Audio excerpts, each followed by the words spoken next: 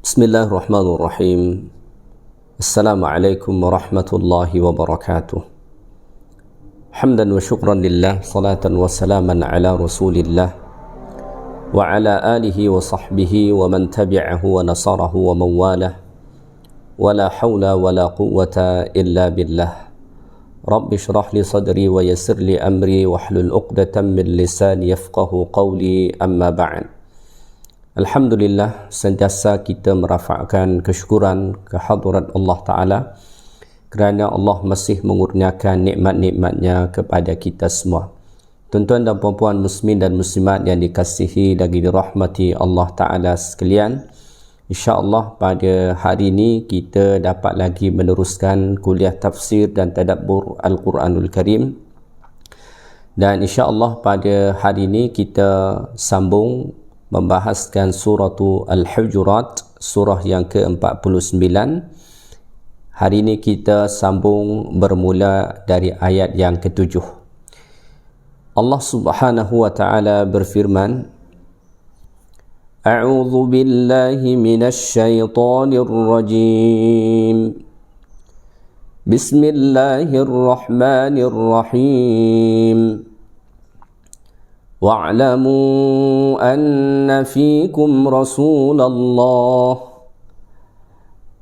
لو يطيعكم في كثير من الأمر لعنتم ولكن الله حبب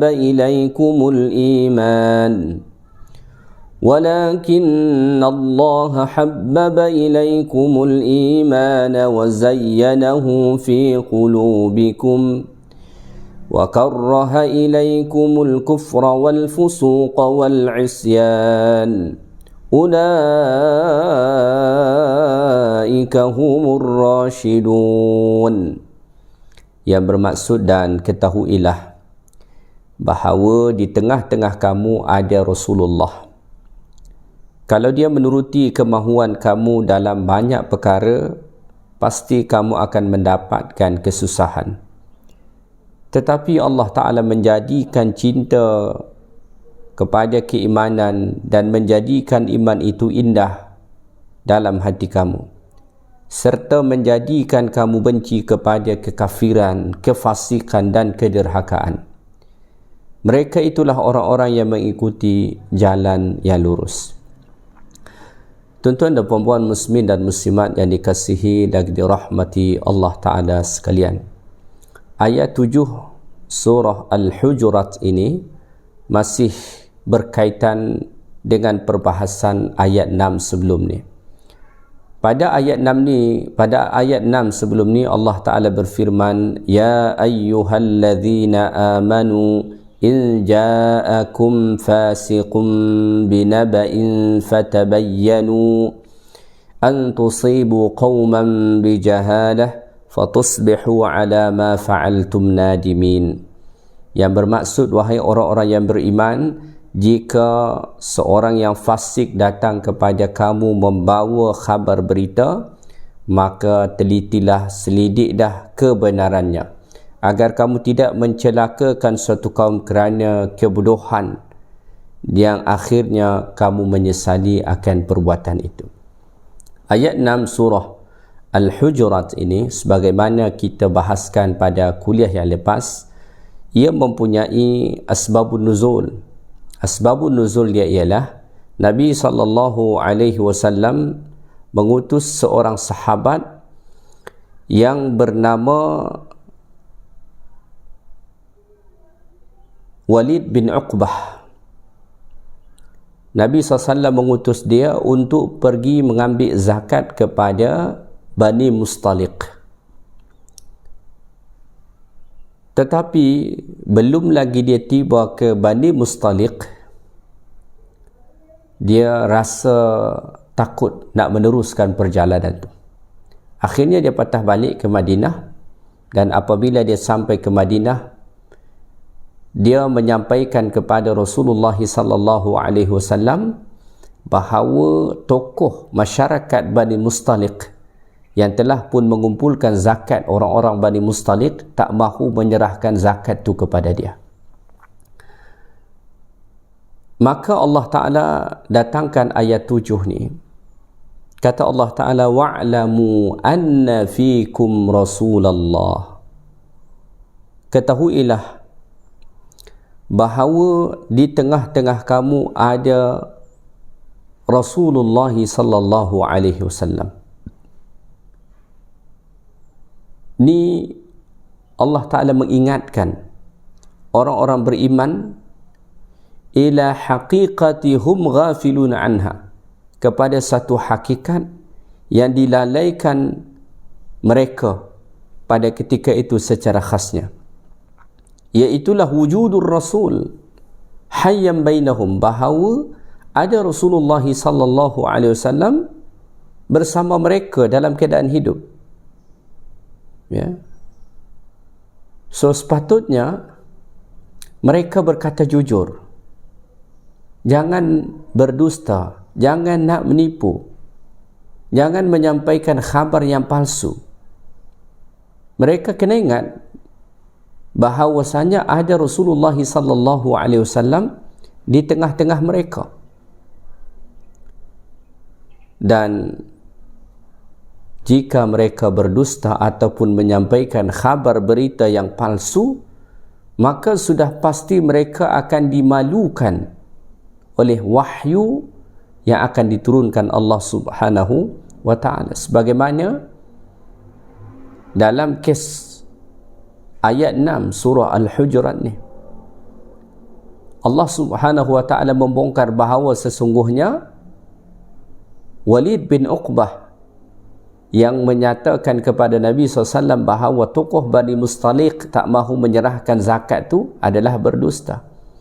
Maka satu perkara yang mesti disedari orang-orang beriman khasnya pada ketika itu, wa'lamu anna fikum Rasulullah, hendaklah mereka mengetahui bahawasanya di sisi mereka ada Rasulullah sallallahu alaihi wasallam.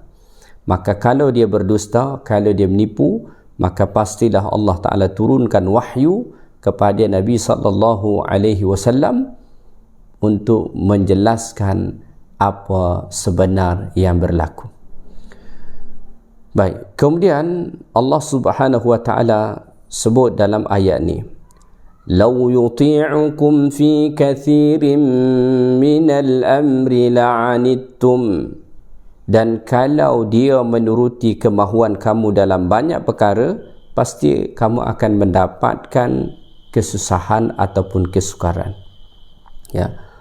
Allah Subhanahu wa ta'ala sebut dalam ayat ni, sekiranya Nabi sallallahu alaihi wasallam memperturutkan mengikuti banyak perkara yang dimahukan para sahabat ketika itu terutamanya, la'anittum, pasti itu akan menyukarkan kamu. Ya.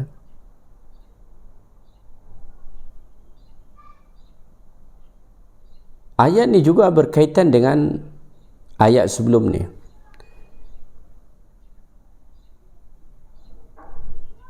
So, disebutkan oleh setengah ulama tafsir,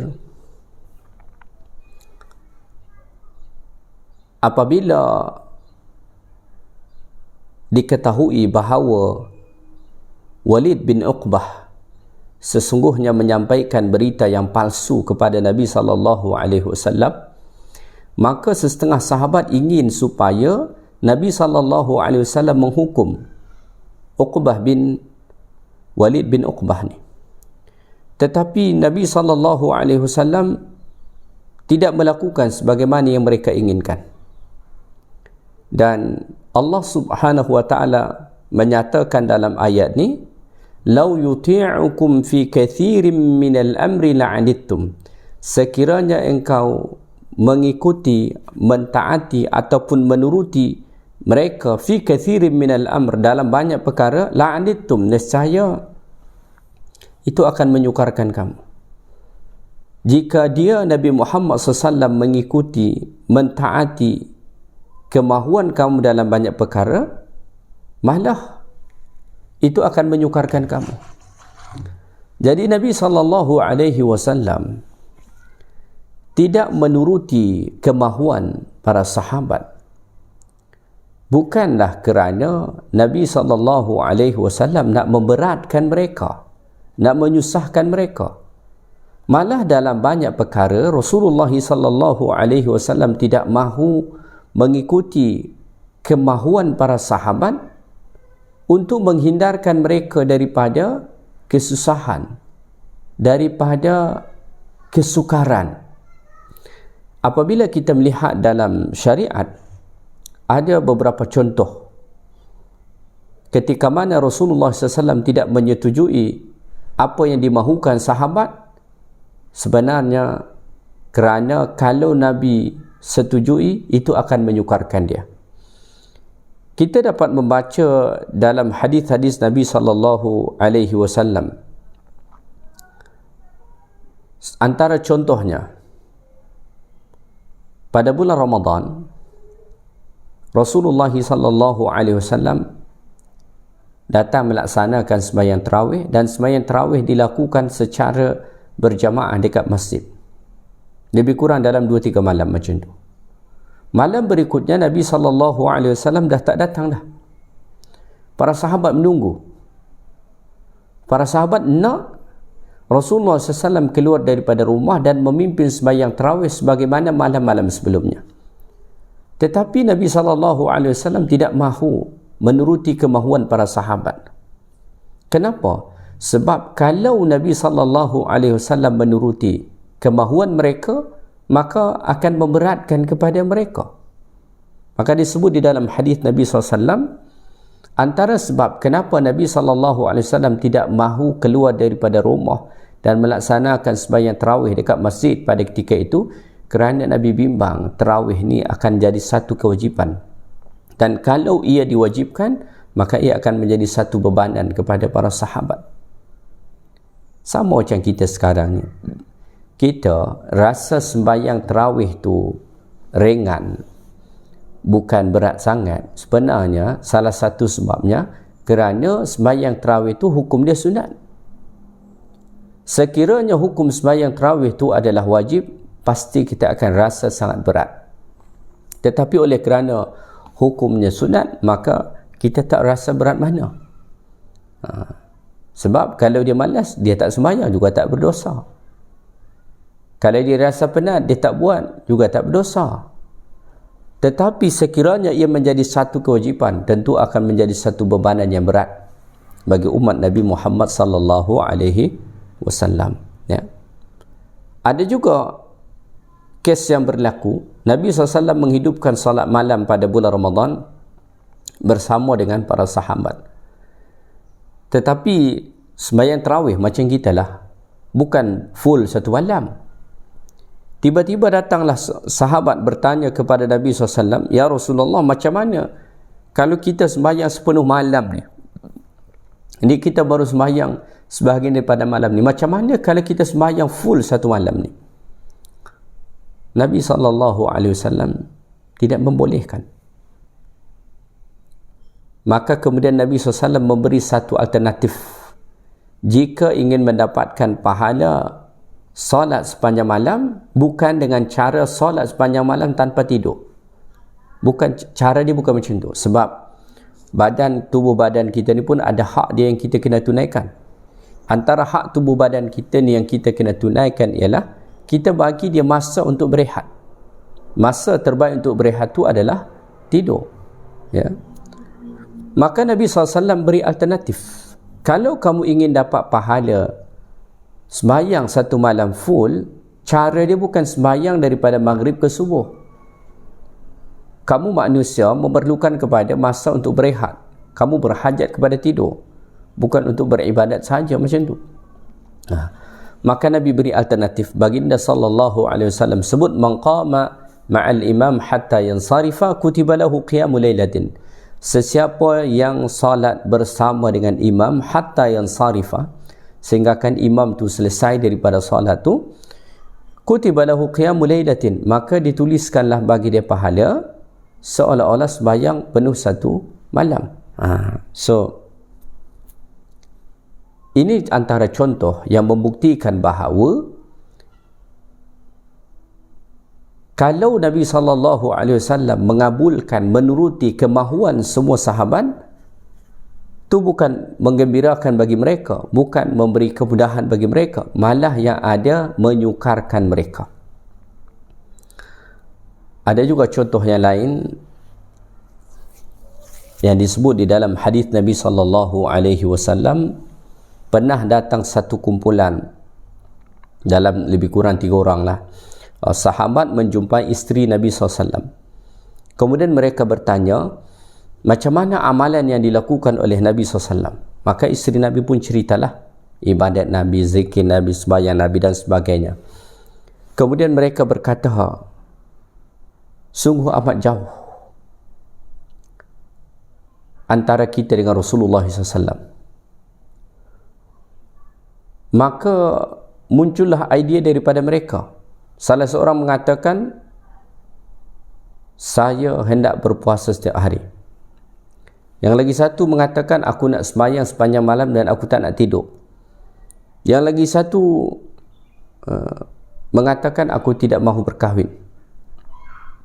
Ya. Kemudian Nabi SAW datang dan Nabi mendengar sedikit sebanyak apa yang mereka ucapkan. Lalu Nabi SAW bertanya kepada mereka, apa yang baru saja kamu sebutkan tadi? Masing-masing mereka pun menjelaskan apa yang telah mereka sebut. Ada yang berjanji dia akan puasa setiap hari, ada yang berjanji dia tak nak tidur sepanjang malam, dia nak ibadat zikir terus. Ada juga yang berjanji bahawa dia tidak akan berkahwin kerana menurut dia berkahwin akan mengganggu fokus daripada ibadat dia. Maka Nabi SAW mengatakan, amma ana fa'asum wa uftir. Saya ni, kata Nabi, orang yang paling bertakwa, saya puasa tetapi juga saya berbuka. Saya tidak berpuasa setiap hari, kata Nabi. Wa aqumu anam, malam saya sembahyang tetapi juga saya tidur. Wa atazawwajun nisa, dan saya juga berkahwin dengan wanita. Faman raghiba an sunnati falaysa minni. Maka sesiapa yang berpaling daripada sunnahku, falaysa minni, maka dia bukan bahagian daripada aku. Ya.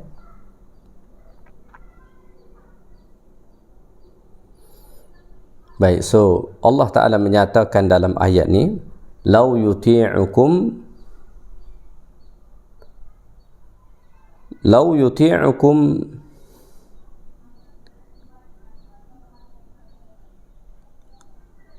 fi kathirin minal amri la'anittum.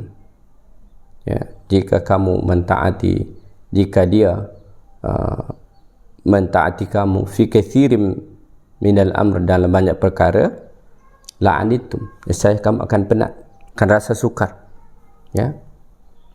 Kalau Nabi menuruti semua keinginan para sahabat, bukan memberi kemudahan bagi mereka, malah menyukarkan. Maka ini memberi pengajaran bagi kita bahawasanya setiap apa yang Allah Ta'ala dan Rasul syariatkan, semua itu adalah syariat yang mudah. Ya. Syariat yang mudah dan tidak menyukarkan kita. Taha ma anzalna alaikal qur'ana litashqa. Tidaklah kami menurunkan Al-Quran ni untuk membuat kamu berduka cita, ya, jadi susah, bukan. Ya.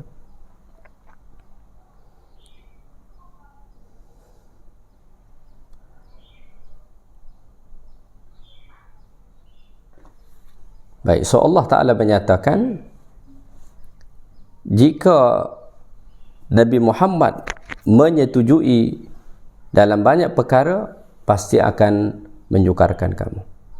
Kamu akan semakin sukar, ya, semakin berat.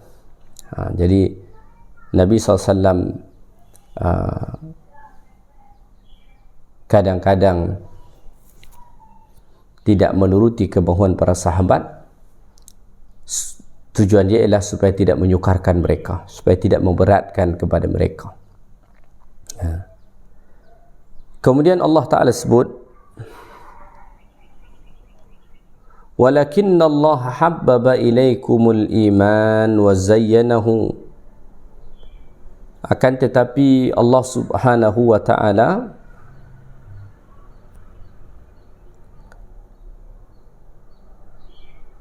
habbaba ilaikumul iman, Allah Ta'ala buat mereka cinta kepada iman. Wa hassanahu fi qulubikum, dan menghiasinya di dalam hati mereka. Ya.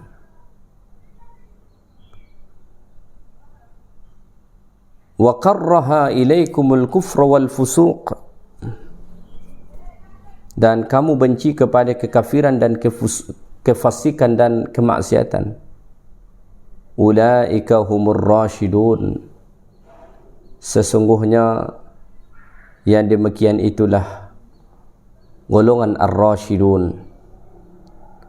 Ar-rasyidun ni maksudnya orang-orang yang baik ilmunya, baik amalnya, dan istiqamah atas agama yang lurus. Ya, itulah ar-rasyidun. Allah Ta'ala menghiasi kepada kamu iman, sehingga akan ada iman di dalam hati mereka, dan Allah Ta'ala menghiasinya, dan Allah Ta'ala buat wa karraha ilaikumul kufra wal fusuq, Allah Ta'ala buat mereka benci kepada kefasikan. Ya, Allah Ta'ala buat mereka benci kepada kefasikan dan dosa-dosa yang lainnya. Wa ulaika humur rasyidun, dan mereka itulah orang-orang yang ar-rasyidun, yang baik ilmunya dan juga baik amalnya. Ya.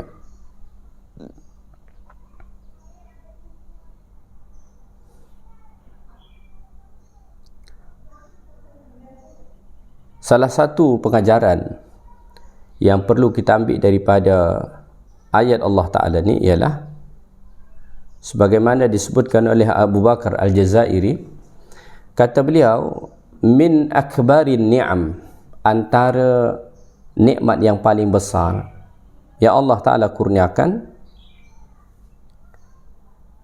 ialah tahbibillah al-iman ilaihi wa tazinihi fi qalbihi wa takrihil kufr ilaik wal fusuq wal isyan. Ya.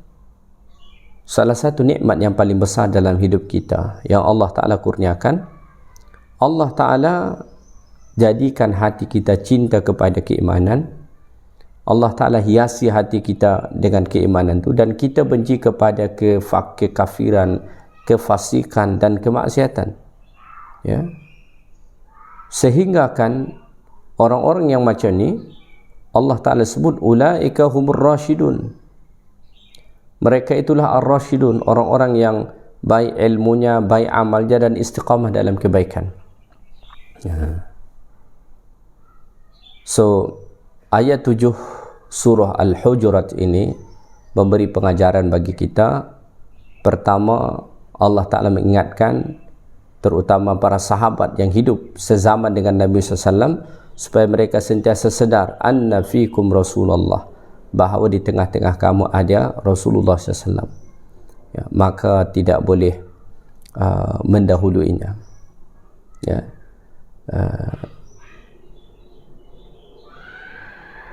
Kemudian Allah Ta'ala sebut, lau yuti'ukum fi kathirin minal amri la'anittum, sekiranya Nabi menuruti banyak daripada keinginan-keinginan kamu, nescaya itu akan menyusahkan kamu.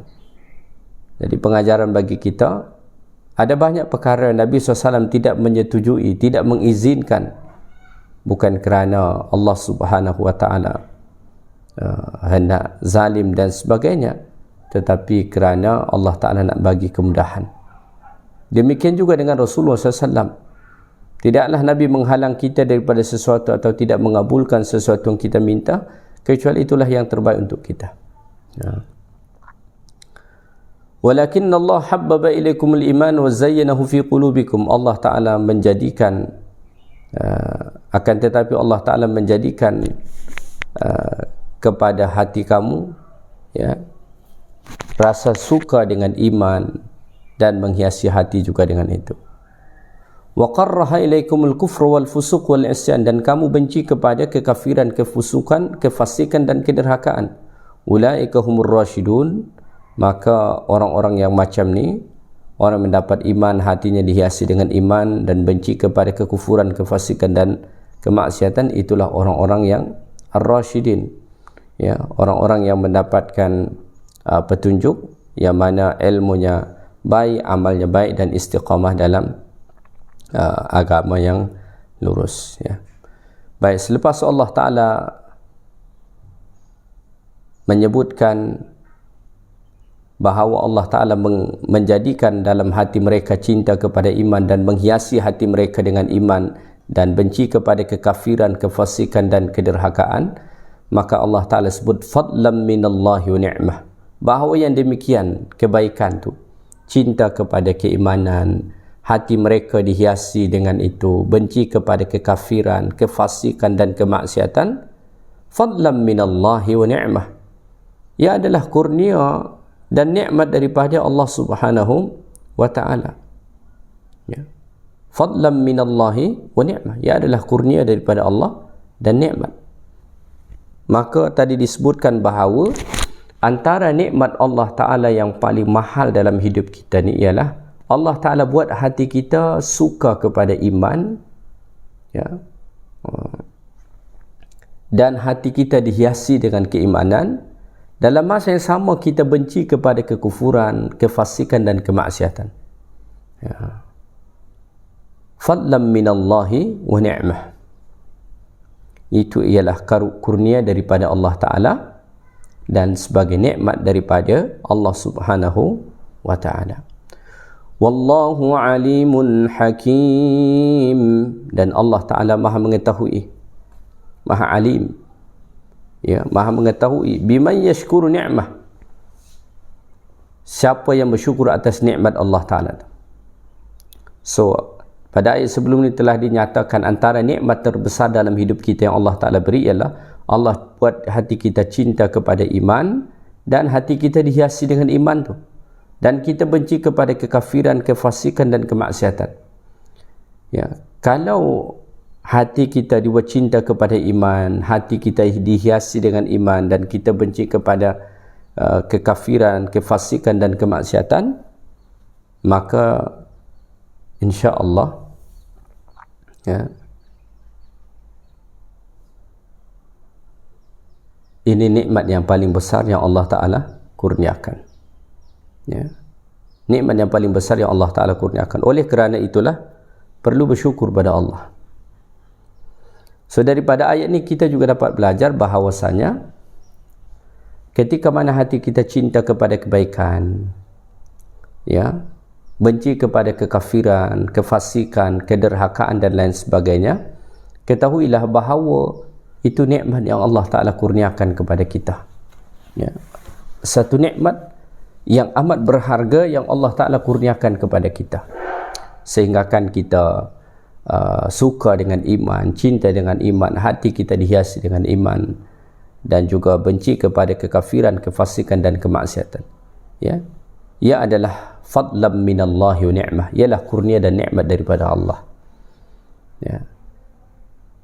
Sebab ada orang-orang yang tidak dikurniakan Allah Ta'ala nikmat ni kepada mereka, akhirnya mereka benci kepada keimanan, suka dengan kekafiran, suka dengan kefasikan dan kemaksiatan. Ayat ni Allah Ta'ala tutup dengan dua sifat Allah. Wallahu alimun hakim, Allah Ta'ala maha mengetahui.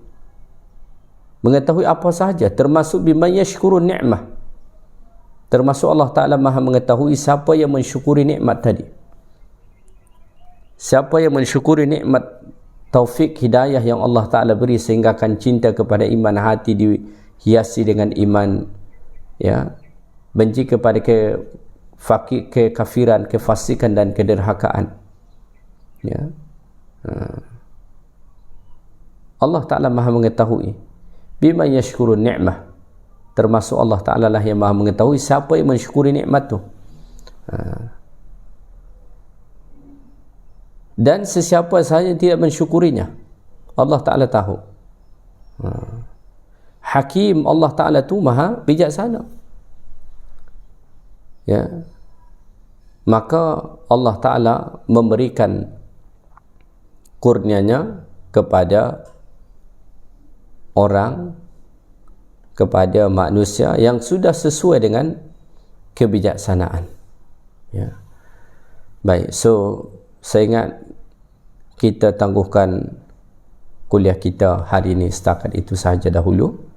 Moga-moga ayat 7 dan ayat 8 yang kita bahaskan pada hari ini bermanfaat bagi kita, ya.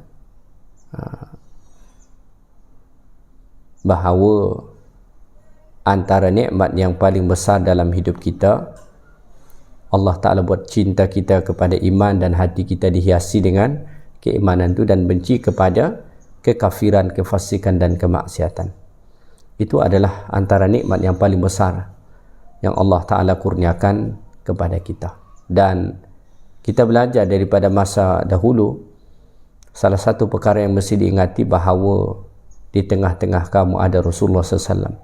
Hari ini Rasulullah SAW dah tak ada, tetapi kita juga tetap perlu merenungkan ayat ni, bahawa di tengah-tengah kita ada sunnah Rasulullah SAW. Maka sepatutnya jangan ambil keputusan, ya, janganlah kita bersikap buruk, berdusta, menyebar berita palsu, jangan.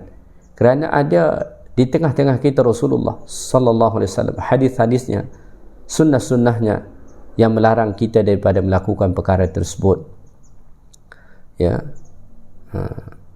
Dan sekiranya Rasulullah SAW mentaati banyak kemahuan kita, itu bukan memudahkan kita, malah yang ada menyukarkan kita, sebagaimana contoh-contoh yang saya sebut sebentar tadi. Mudah-mudahan bermanfaat bagi kita semua. Subhanakallahumma bihamdik, asyhadu an la ilaha illa anta, astaghfiruka wa atubu ilaik. Assalamualaikum warahmatullahi wabarakatuh.